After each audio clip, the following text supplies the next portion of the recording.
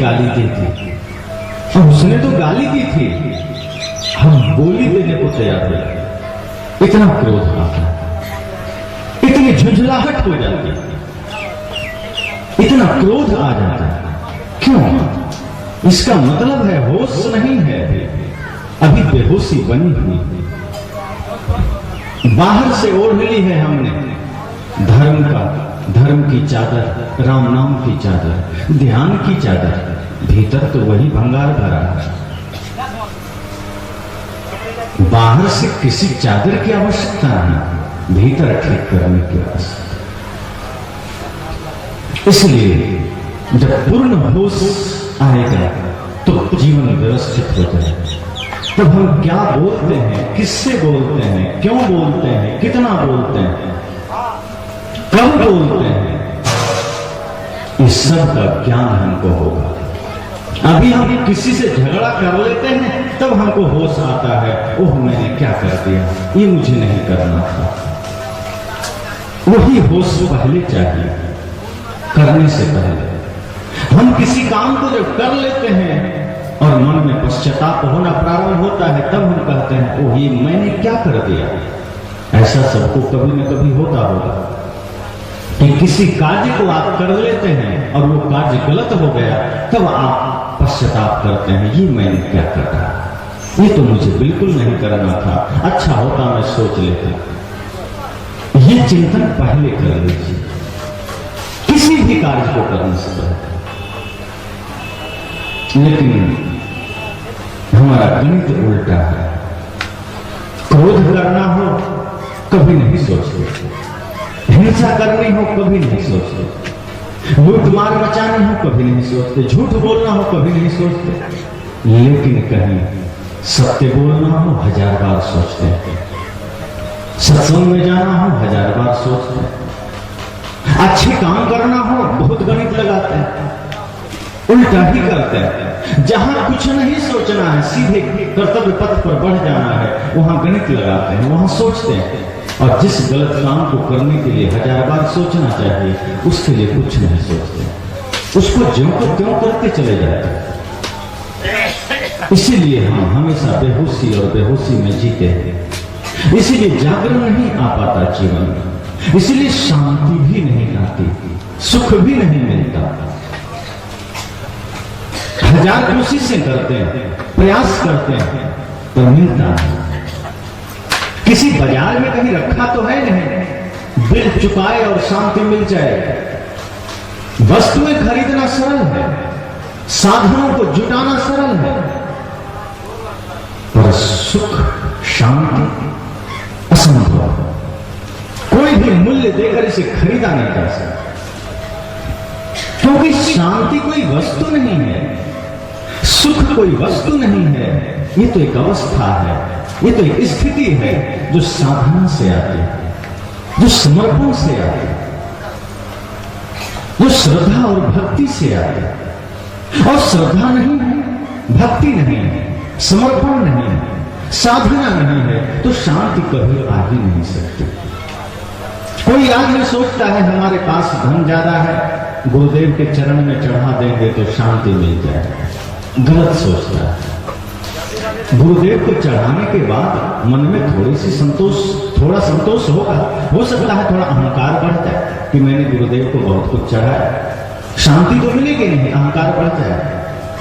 यदि विचार नहीं होगा, विवेक नहीं होगा, श्रद्धा नहीं होगी, तो दान भी अहंकार का कारण बन सकता है।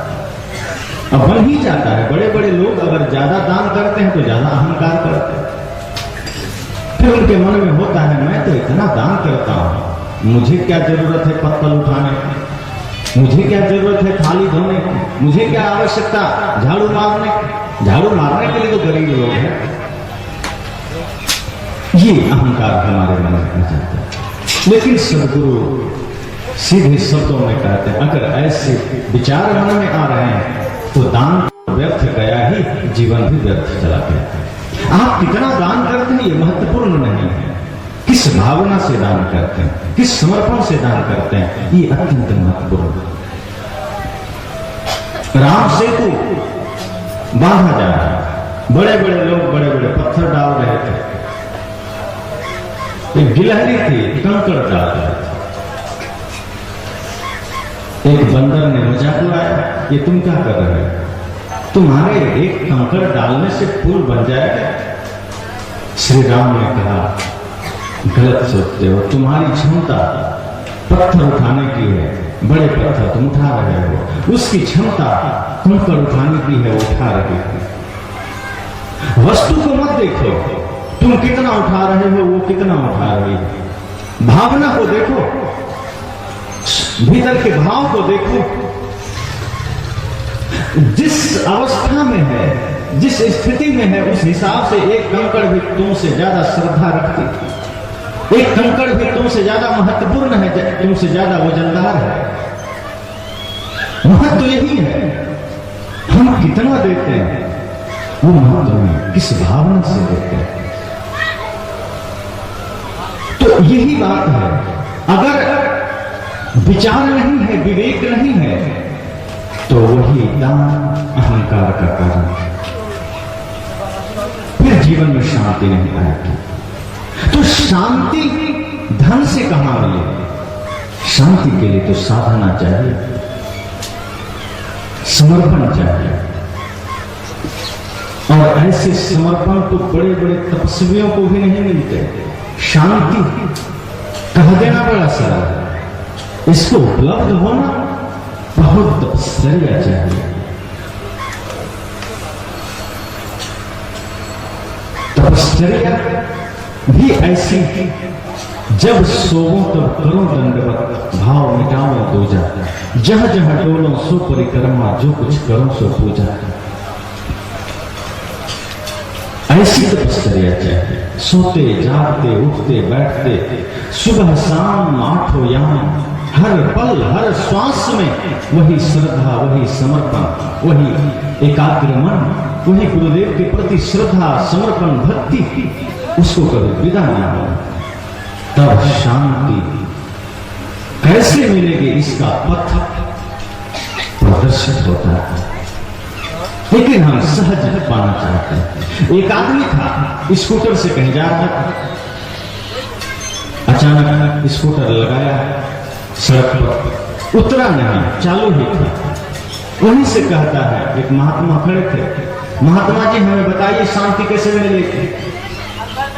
महात्मा ने कहा, पहले तुम स्कूटर से उतर तो आओ। कहने में बड़ा जल्दी में हूं, थोड़ा शांति कैसे मिलेगी, सत्य कैसे मिलेगा, आप जल्दी बताएं। संत ने कहा, थोड़ा वक्त तो दो। मैं बहुत जल्दी में हूं, आप 2-4 मिनट में बता दें, मैं 2-4 मिनट ही प्रयास कर पाऊंगा।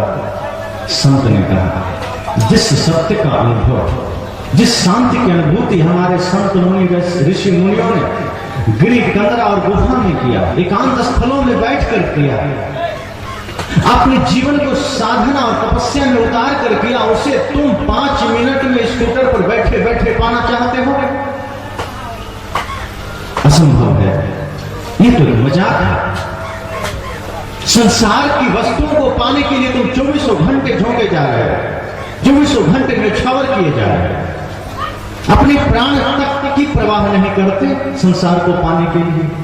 और परम शाश्वत सत्य को उपलब्ध होने के लिए तुम्हारे पास टाइम नहीं, वक्त नहीं। ऐसी मूर्खता करते हैं। एयर कंडीशनर रूम में बैठकर डनलप के गद्दे पर लेटे हुए थम्सअप, कोका कोला और शराब पीते हुए सत्य का अनुभव करना चाहते हैं। कहा ये मजाक है। तो शांति अवस्था है, स्थिति है, धन से नहीं है। इसलिए समर्पण चाहिए। इसलिए मैंने कहा समर्पण, श्रद्धा और भक्ति, तब हमारा जीवन व्यवस्थित होगा। और कोई उपाय नहीं व्यवस्थित करने के। और क्या उपाय हो सकते हैं? वस्तुएं व्यवस्थित कर दी जाएगी, भीतर आचरण कर्म कैसे व्यवस्थित, कर्म सुधार कैसे हो। इसलिए हम ये कोशिश करें कि ये सत्संग हमारे लिए परम सार्थक हो जाए, उपयोगी हो जाए। इसके द्वारा हम अपने जीवन के प्रत्येक कार्यों को व्यवस्थित कर सकें, अपने हृदय को विराट बना सकें।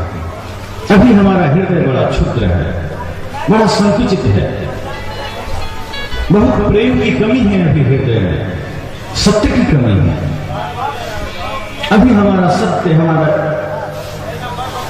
हमारी भक्ति सब सिकुड़ा हुआ है एक दायरे में। जहां दायरा खड़ा हो जाता है, जहां दीवारें खड़ी हो जाती है, वहां सत्य रह नहीं सकता, वहां भक्ति रह नहीं सकती। क्योंकि जहां सत्य है, भक्ति है, श्रद्धा है, समर्पण है, वहां कोई दीवार नहीं, वहां कोई दायरा ही नहीं है। वो तो खुले आकाश की तरह निश्चित है। सत्य होगा, उसके लिए क्या भेदभाव, क्या ऊंच नीच, क्या दीवारें, क्या रेखाएं, क्या सीमाएं, सारी सीमाओं को लांघ जाए।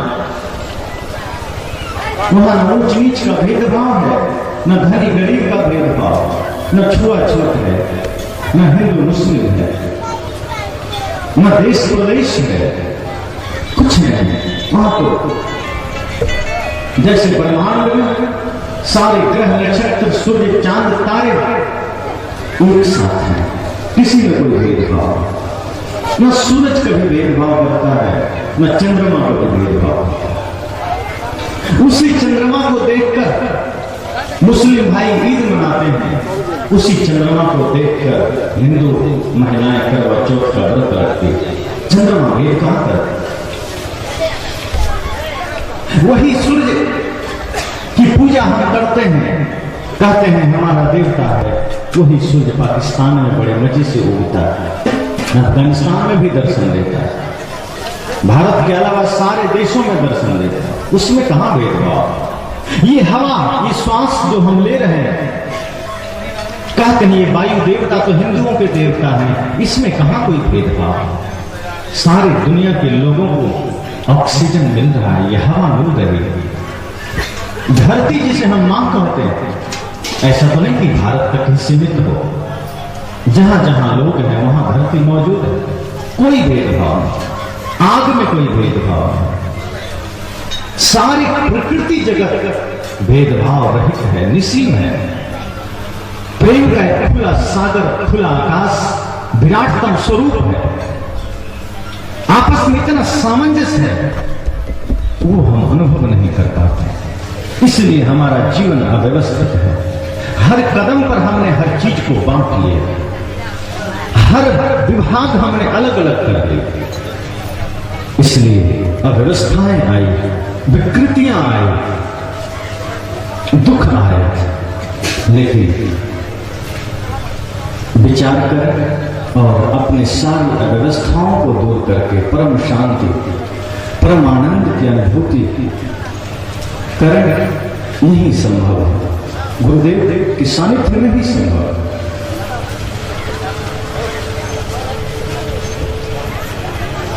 और इसके लिए आप सभी प्रयासरत हों, यही कामना हम करते हैं कि ये सत्संग जो कि आज आपके लिए उपलब्ध है, महान संत सदगुरु के सानिध्य में, जिसे आप श्रवण कर अपने अपने जीवन को एक सार्थक दिशा प्रदान कर सकते हैं। अगर आप चेष्टा करेंगे तो निश्चित आपको वो दिशा मिलेगी जो दिशा सहज है।